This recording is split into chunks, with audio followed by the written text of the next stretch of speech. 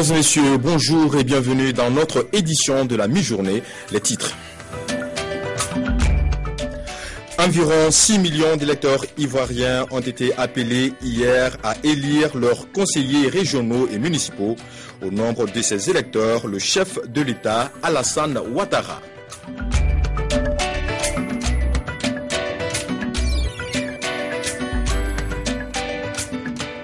Le président de la commission de la CEDEAO, Kadri Désiré Ouédraogo, était en visite à Gao pour soutenir les forces alliées engagées dans le combat contre les terroristes. Gao est en phase d'être sécurisé, mais subsiste toujours des risques résiduels, a confié Kadri Désiré.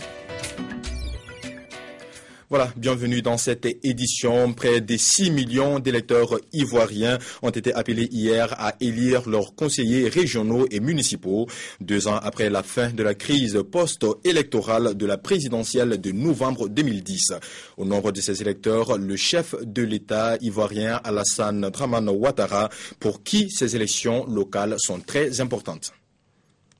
Lycée Sainte-Marie de Cocody, lieu de vote du président Alassane Ouattara. Il est environ 11h40 quand le président de la République y arrive pour accomplir son devoir, comme tous les Ivoiriens appelés aux urnes ce dimanche 21 avril 2013, en vue du choix de leurs conseils municipaux et régionaux.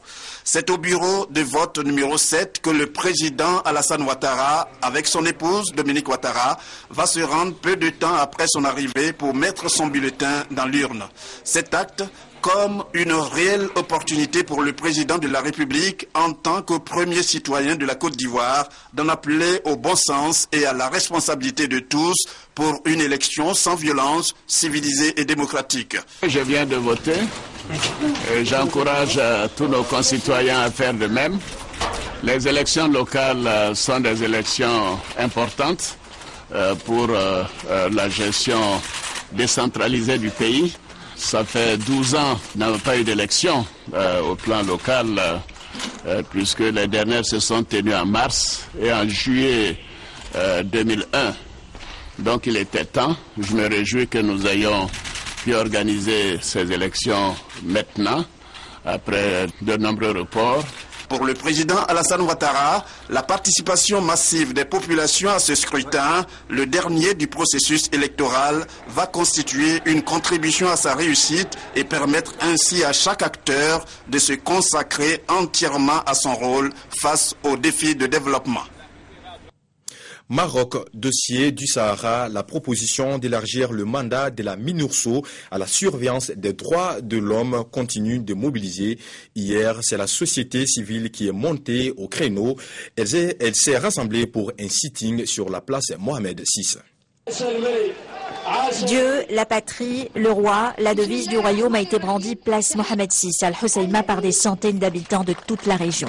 Ils se sont rassemblés en plein cœur de la ville pour exprimer leur attachement à l'intégrité territoriale du royaume et leur refus de toute ingérence étrangère sous n'importe quel prétexte. Le Sahara appartient aux Marocains.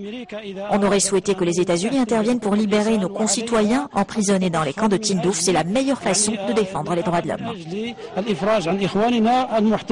Toutes les composantes de la société civile fustigent cette proposition. Plusieurs représentants d'associations de divers horizons déplorent la tentative d'élargissement des compétences de la MINURSO pour englober la surveillance des droits de l'homme, ce qui dénature le mandat de cette mission. Nous sommes un peuple uni derrière Sa Majesté le Roi. Nous avons des causes sacrées. Nous avons entamé un processus démocratique que nous poursuivons. Les États-Unis avaient proposé d'ajouter la surveillance des droits de l'homme aux attributions de la MINURSO. Le renouvellement du mandat de la mission onusienne sera voté le 25 avril prochain. Le président de la commission de la CEDEAO est à Bamako, au Mali, depuis quelques jours. En compagnie du staff de la MISMA, il a rendu visite hier aux troupes alliées déployées à Gao. Le constat est le même, la ville de Gao est sécurisée, mais il y a toujours de petites poches de résistance qu'il va falloir maîtriser rapidement. Kadri Désiré Ouédraogo a rassuré les troupes du soutien de la communauté internationale. Je vous propose de l'écouter. Tout le monde entier est solidaire avec vous à Gao. Nous savons les difficultés que vous avez traversées. Nous savons les difficultés que vous continuez à vivre. Sachez que la communauté internationale sera aux côtés du Mali pour une reconstruction de votre pays. Nous restons toujours au Mali avec cette fois-ci la découverte d'un dépôt important de munitions dans la périphérie de la ville de Tombouctou. Une découverte faite lors d'une opération conjointe des forces françaises et maliennes. Parmi ces armes trouvées figurent des roquettes anti-chars, de munitions d'obus de mortier. Ces armes ont été découvertes dans la maison d'un particulier dénoncé par la population. Je vous propose à présent d'écouter le chef des opérations militaires à Tombouctou. Bon, après les actions des djihadistes à Tombouctou par des voitures piégées, les opérations de ratissage ont été intensifiées par le GTA numéro 5 de Tombouctou sous le commandement du commandant Toumani Kouné, soutenu par la prévôté, l'escadron et puis les forces alliées. Donc les opérations de ratissage ont été intensifiées en vue de mettre la main sur d'autres éventuels djihadistes. Et c'est au cours de ces opérations de ratissage qu'on a découvert encore une cache importante d'armes et de munitions, toutes catégories confondues, dans le quartier Abarajou de Tombouctou.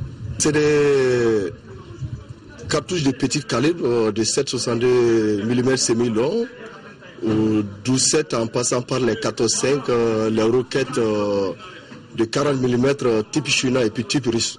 Toujours inviter la population à plus de collaboration avec les forces armées parce que nous avons entamé la phase de la guerre asymétrique. Donc seule la collaboration franche et soutenue de la population nous permettra de mettre la main sur d'éventuels djihadistes et de récupérer les caches d'armes et de munitions.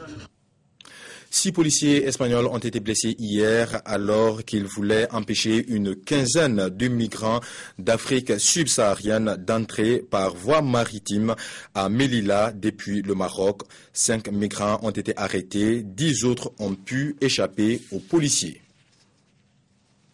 Au Burkina Faso, les sites d'or à exploitation artisanale sont en floraison depuis un certain temps dans le pays. Un dénombrement dans la région du sud-ouest fait état de 84 sites d'or, dont une trentaine dans la province de Poni.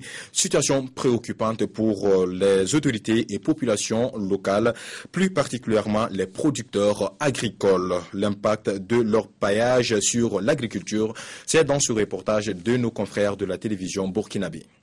L'environnement est sous la menace de l'orpaillage, une activité qui prend de l'ampleur au sud-ouest. Environ 84 sites d'exploitation artisanale d'or sont répertoriés dans la région. Avec seulement 9 permis d'exploitation reconnus dans la province du Poni, on enregistre cependant plus d'une vingtaine de sites clandestins. Une situation bien préoccupante. Si les autorités compétentes peuvent vraiment nous aider, c'est-à-dire à organiser cet orpaillage-là, parce que anarchiquement, ça ne peut pas vraiment résoudre le problème. Mais si c'était quand même industriel, je pense que ça peut résoudre un peu le problème, aider même les habitants même des différentes localités, que de laisser les gens exploiter comme ils veulent. On se dit qu'au niveau de la province du Poni ici, pratiquement à toutes les rencontres, c'est une problématique qui revient. C'est-à-dire que les populations se demandent, avec ce phénomène-là, quelle sera la situation de l'environnement les années à venir. Effectivement, il faut qu'on le dise clairement, c'est-à-dire que l'orpaillage est effectivement un fléau. Un fléau qui inquiète. Entre déforestation et pollution de la nature, l'activité agricole en pâtit lourdement. Des champs vides transformés en sites pour un filon d'or, le sentiment d'insécurité grandit chez nombre de producteurs. Donc c'était le 24 décembre 2011 que j'ai retrouvé ce tas-là dans mon champ ici. Donc j'ai essayé de savoir comment et qui les a autorisés à déposer ce tas de cailloux. Ils disent non, qu'ils sont venus de loin, ils sont venus pour exploiter. Ils m'ont fait savoir qu'ils ont des papiers qui les autorisent à faire le travail, parce que c'est le Burkina. Et pour la suite de l'affaire, selon lui, l'administration locale aurait intervenu, mais il dit retrouver le sourire qu'après la fermeture en 2011 du site d'or de Gongombili, son village. Diphtérie, coqueluche, pneumonie, tétanos. Voici encore quelques maladies mortelles et qui pourraient ne pas l'être. L'Organisation mondiale de la santé renouvelle donc sa campagne de sensibilisation à la vaccination. Une semaine pour rappeler qu'il s'agit d'un procédé des plus efficaces et des plus rentables. Selon l'Organisation mondiale de la santé, la vaccination permet d'éviter chaque année la mort d'environ 3 millions d'enfants dans le monde. Mais 1,5 million meurent d'une maladie qu'une vaccination aurait pu éviter. C'est pour eux qu'elle lance cette année encore son opération de communication globale, la Semaine mondiale de la vaccination. En fait, le concept a commencé sur le continent américain, où il y a de gros progrès en matière de vaccination. Ils ont éliminé la polio, ils ont éliminé la rougeole, ils cherchent maintenant à apporter de nouveaux vaccins à leur population. Malgré ses avantages indéniables, la vaccination reste suspecte aux yeux de certains. On l'accuse de provoquer des maladies ou d'être inutile. Dans certains pays comme le Nigeria ou le Pakistan, des groupes religieux radicaux interdisent aux équipes de vaccination l'accès à des régions entières. La clé, c'est de responsabiliser pour que chaque pays puisse réétudier sa propre situation. Tous les pays, même ceux du Nord. Car je pense que la situation peut être améliorée partout. La vaccination a besoin de convaincre les populations, mais aussi d'un effort d'organisation important sur le terrain. Et le défi n'est pas que dans les régions pauvres. Ce mois-ci, un homme est mort de la rougeole en Grande-Bretagne. Le pays a lancé une vaste campagne de vaccination.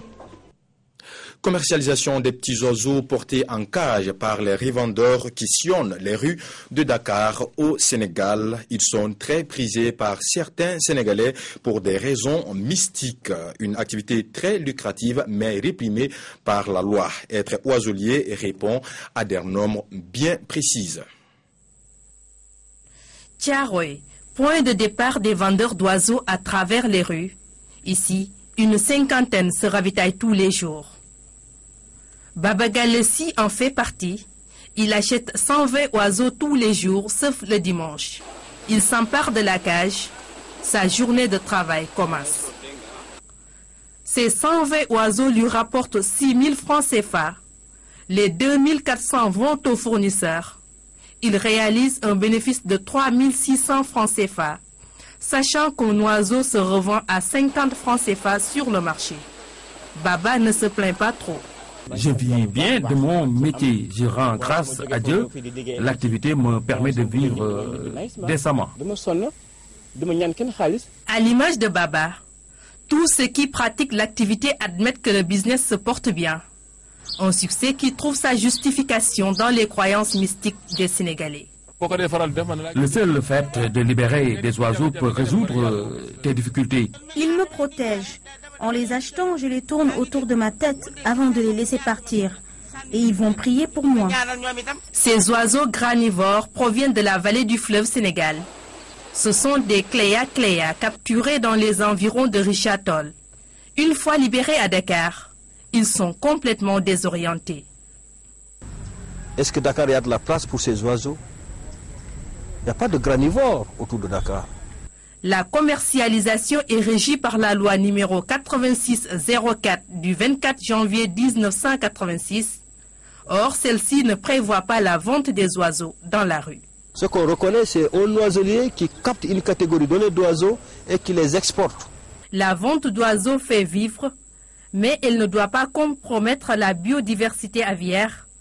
Un minimum de règles éthiques est nécessaire à la capture, au transport, à l'entretien et à la commercialisation de ces animaux fragiles.